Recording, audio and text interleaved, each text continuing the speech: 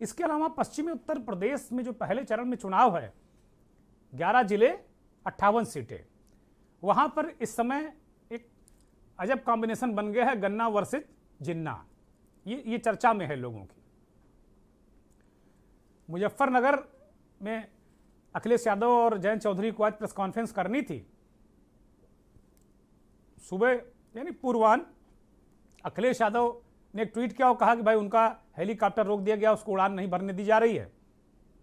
और सवाल उठाया कि भाई देखिए आप, तुरंत भारतीय जनता पार्टी ने कहा कि भाई ये तो डीजीसीए को तो हम कंट्रोल करते नहीं, अब अखिलेश जी पढ़े लिखे व्यक्ति हैं, अजीब सी नासमझी वाली बातें करते हैं।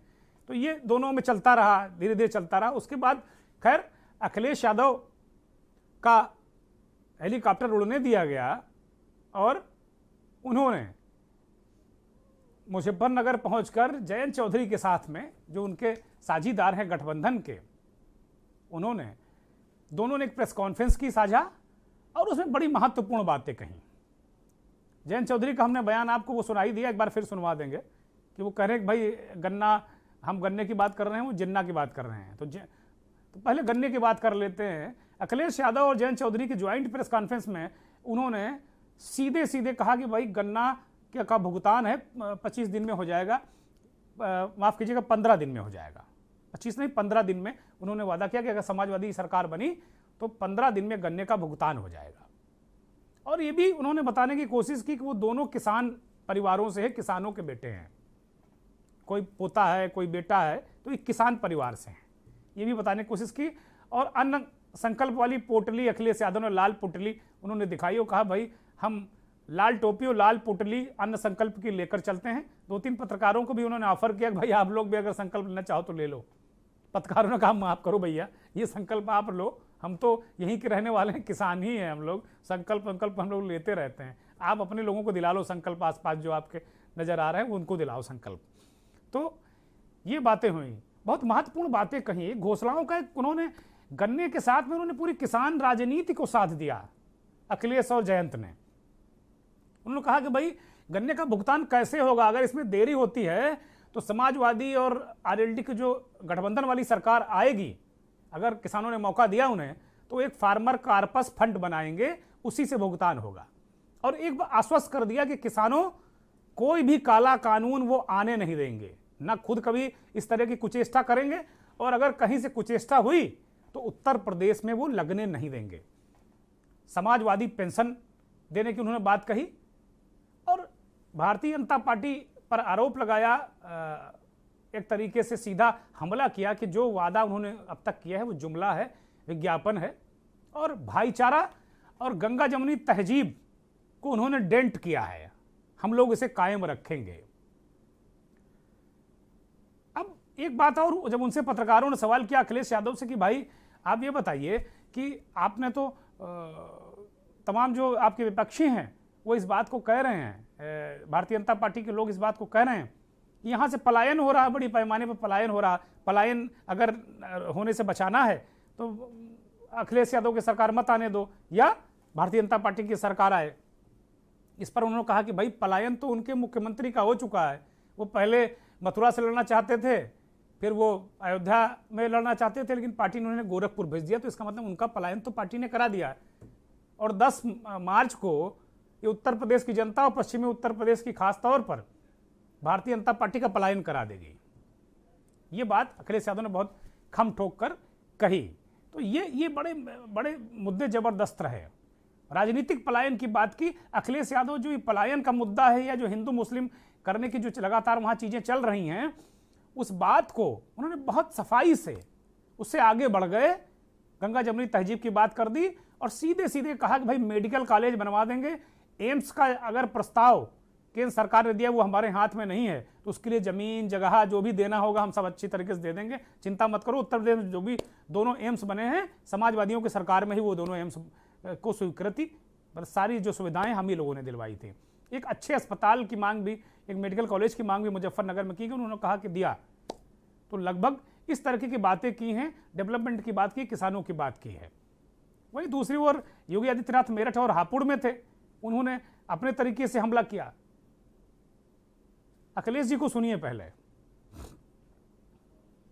भारतीय जनता पार्टी के लोग पर्चा भी बांट रहे हैं तो कोरोना फैलाने के लिए बांट रहे हैं ऐसे करके।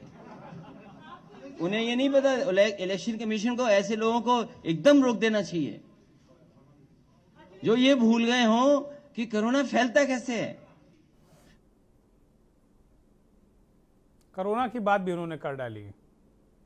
चलिए, तो इस तरीके एक योगी ने भी कई दो सभाओं में हमला किया है, उसको भी जरा सुन लेते हैं, बहुत संक्षिप्त।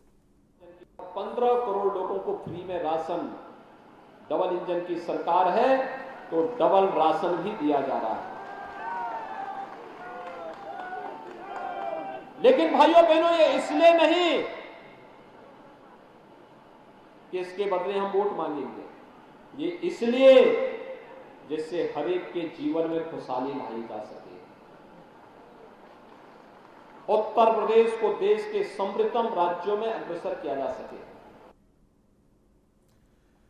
तो योगी जी ने भी कहा कि भाई सबसे ज्यादा हम लोगों ने काम किया, बहुत काम किया, तमाम सुविधाएं दे रही हैं, अन्न भुगतान, लेकिन उन्होंने बार बार सभाओं में चिताया कि भाई जो भी विपक्षी दल हैं जो सरकार में आने के लिए बड़ी बड़ी उम्मीदें पाले हुए हैं, दरअसल उनके साथ समस्या ये है कि वो जिन्नावादी हैं और हम राष्ट्रवादी हैं।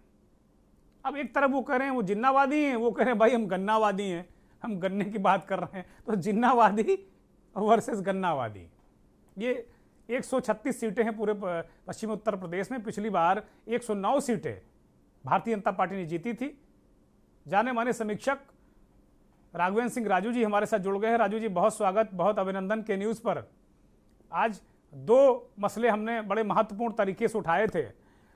सबसे पहला मसला कि भाई खब्बू तिवारी की पत्नी को टिकट दे दिया, इस तरीके से कई बदलाव हमने देखे। 91 लोगों की सूची जो जारी की भारतीय जनता पार्टी ने, छठी सूची थी, उसमें हमको समाजवाद की झलक आ रही। जिस समाजवाद की बात भारतीय जनता पार्टी करती है वो समाजवाद भारतीय जनता पार्टी की लिस्ट में दिख रहा है। खब्बू तिवारी की पत्नी को टिकट दे दिया, तो इससे कहां माफिया दमन कहां हो जाएगा? चुनाव तो माफिया ही लड़ेगा। राघवेंद्र जी। जी, आप बहुत सही कह रहे हैं। पहले भी नारे मैं देखता था कि लोग लगाते थे कि अंडरवर्ल्ड माफियाओं की नेता रबड़ी चाट रहे हैं, तो जिनको होना चाहिए था जेल में वही सब फीते काट रहे हैं। क्या बात है, क्या ये बात नारे है। बहुत में पूर्वांचल से लेके पश्चिमांचल और हर जगह लगते थे। पिछले जो एपिसोड में था कि अपराधी और अपराधीकरण को कैसा रोका जाए, इसके लिए अगर आपने देखा हो एमपी एमएलए कोर्ट ने भी कुछ लोगों की एक सूची जारी की थी। इसके अलावा पिछले दिनों सुप्रीम कोर्ट ने भी एक स्पष्ट आदेश दिया था कि कोई भी राजनीतिक दल अपराधियों का सारा विवरण पोर्टल पर डाले, किसी भी अपराधी को कोई टिकट ना दिया जाए। भारतीय राजनीति में अपराधीकरण का जो बोलबाला रहा है उसको किस तरीके से पढ़े लिखे शिक्षित लोगों को जोड़ा जाए, ये बहुत सही और अहम मुद्दा आपने बताया। और मैं समझता हूं इसके लिए सहयोगी जो दल है, चाहे वो भारतीय जनता पार्टी के सहयोगी दल हो, चाहे वो समाजवादी पार्टी के सहयोगी दल हो, सुप्रीम कोर्ट की जो हमारे आदेश आए या निर्देश आए इनको मानना चाहिए था। आज बहुत सी चीजें अभी आप दुर्गेंद्र जी देखेंगे कि तमाम लोगों ने जो नामांकन किए हैं उन नामांकन पत्र में अपने अपराधों को भी छपाया है। जी जी, उन्होंने नहीं बताया कि हमारी पत्नी के खिलाफ भी मुकदमा दर्ज है, हमारे पुत्र के खिलाफ भी मुकदमा दर्ज है। तो आखिरकार क्यों ऐसा है? आज मैंने देखा बहुत सारे लोगों ने पोर्टल पे जो दिए हैं, अभी कल परसों में आप देखेंगे कि तमाम लोगों के ऐसे चेहरे आएंगे कि जिन्होंने दिखाया कि हमारे ऊपर 7 मुकदमे हैं, उन पर दर्जनों मुकदमे हैं। तो ऐसी चीजों को मैं समझता हूं हर जिले के जिलाधिकारी और निर्वाचन आयोग को कड़े संज्ञान लेना चाहिए। अगर भारतीय राजनीति में अशुद्धि और शुद्धिकरण मिशन को चलाना है तो राजनीतिक पार्टियों के साथ साथ लोकतंत्र में आस्था रखने वाले जो लोग हैं, उनमें जो सुप्रीम कोर्ट सर्वोच्च हमारा न्यायालय है, उसका निश्चित तौर पर हम सबको मानना चाहिए कि उनका आदेश और निर्देश क्या है। इसलिए प्रथम चरण और द्वितीय चरण में आपने जो आज बात बताई, गन्ना का मूलभूत मुद्दा था, लेकिन दुर्गेन्द्र जी इससे अलावा भी कई मुद्दे बहुत ज्वलंत हो रहे हैं। हेलो जी, सुन रहे हैं, हमारे दर्शक सुन रहे हैं राघवेंद्र जी आपको। बहुत जो मैं देख रहा हूं, आपने मुझे भेजा, सबसे बड़ा मुद्दा जो आ रहा है वो आ रहा है जो हमारी अन्ना प्रथा है, जानवरों का मुद्दा।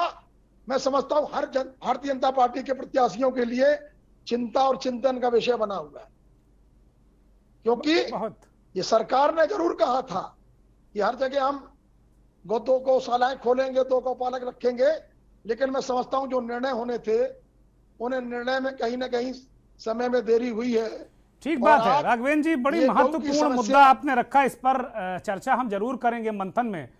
अगली बार जब हम सोमवार को मंथन में मिलेंगे तो हो सकता है कि इस पर ही हम अपनी चर्चा को केंद्रित रखें। बड़ी महत्वपूर्ण मुद्दा है, इस मुद्दे को हम उठाएंगे, क्योंकि ये हम देख रहे हैं कि जगह जगह भारतीय जनता पार्टी के लिए बवाले जान बन रहा है, उसके प्रत्याशियों के लिए बवाले जान बन रहा है, क्योंकि किसान इससे बहुत पीड़ित है और व्यथित है। हम आएंगे, लेकिन किसानों का एक और मुद्दा है जो पहला चरण है, पहला चरण पश्चिमी उत्तर प्रदेश का राघवेंद्र जी, वो मंथन का हमारा दूसरा सेगमेंट भी है कि गन्ना वर्सेस जिन्ना, ये दोनों मुद्दे क्या जो गन्नावादी हैं वो थोड़ा अपर हैंड दिख रहे हैं या जिन्नावादी? इस पर आपकी सीधी टिप्पणी बिना कोई लाग लपेट के राघवेंद्र जी। देखिए, ये तो निश्चित तौर पर है दुर्गेन्द्र जी कि जो स्थितियां दिख रही हैं राजनीतिक पार्टी की, उत्तर प्रदेश में जाति समीकरण बना करके जातियों को आपस में जोड़ने और तोड़ने का काम जो अंग्रेज हमारे में कर गए थे कि फूट, लेकिन जो पढ़ा लिखा प्रबुद्ध वर्ग है, मैं तमाम लोगों से मिला हूं, पूरे रोहिलखंड से लेकर के पश्चिम उत्तर प्रदेश में भी हमने दौरे किए हैं, और लोगों में ये देखा है कि अब सीधी सीधी एक तरफ हिंदुत्व की लड़ाई है और दूसरी तरफ आप जो बात कर रहे हैं जिन्ना की, तो धर्म और आस्था को लेकर के जो चोट हो रही है डंके की चोट पर, वो निश्चित तौर पर मतदाता बहुत खामोश है, खुल नहीं रहा है। एक वर्ग का मतदाता बिल्कुल नहीं बता रहा कि हमें कहां जाना है, वो इंतजार कर रहा है। और ये भी लोगों की चिंता और चिंतन की विषय है कि जब 5 साल हम तैयारी करते हैं चुनाव की, सारी राजनीतिक पार्टियां करती हैं, तो आखिरकार अभी तक वो चुनाव के उम्मीदवार तय नहीं कर पा रही। बहुत से सहयोगी दल हैं, वो चुनाव के उम्मीदवार तक नहीं अपने तय कर पाए थे। ठीक बात। आज द्वितीय चरण का मतदान का अंतिम दिन था, अब तृतीय चरण के मतदान का दिन शुरू होगा। नामांकन राघवेंद्र जी, नामांकन का अंतिम दिन था आज। नामांकन का अंतिम दिन बता रहा हूं मैं जी कि आज 28 तारीख को नामांकन का द्वितीय चरण का अंतिम दिन था। कल आपत्तियां लगेंगी और आपत्तियों में जो बात आप कह रहे हैं, ऐसे चेहरे उजागर हो जाएंगे कि जिनके खिलाफ तमाम अपराध के मुकदमे दर्ज हैं। अब मूल्यांकन आप करना, कल जब मूल्यांकन होगा आपत्तियां लगेंगी तो कितने चेहरे दुर्गेन्द्र जी ऐसे आते हैं कि जिनके शपथ पत्र में कुछ और है और उनका अपराध का चरित्र कुछ और है। बहुत सारे दल इसमें ना भारतीय जनता पार्टी अछूती है, ना कांग्रेस पार्टी अछूती है, ना बाकी अन्य दल अछूते हैं। सभी कुछ ना कुछ कहीं ना कहीं इस पूरे जो ये अपराधियों का जंजाल है ना, इसमें कहीं ना कहीं सभी फंसे हुए हैं। और कांग्रेस के एक उम्मीदवार भी इस तरीके के हमारी संज्ञान में आया है कि शाहजहांपुर से कांग्रेस ने एक ऐसे 32 मुकदमों वाले हिस्ट्री सीटर जिला बदर गुंडे को टिकट दे दिया है। वो अपने आप में इन पार्टियों का चाल चरित चेहरा भी एक तरीके से उजागर कर रहा है। बहुत शुक्रिया राघवेंद्र जी हमसे बात करने के लिए। हम इन मुद्दों पर अवश्य चर्चा करेंगे, क्योंकि हमारा काम यही है, पूरे चुनाव भर हम कम से कम जनता को आगाह करते रहेंगे कि भाई जो लोग आ रहे हैं वो किस चाल चरित्र और चेहरे के लोग हैं। बाकी इसके बाद भी अगर आपको उनको वोट देना है तो आप जानो, आपका काम जाने।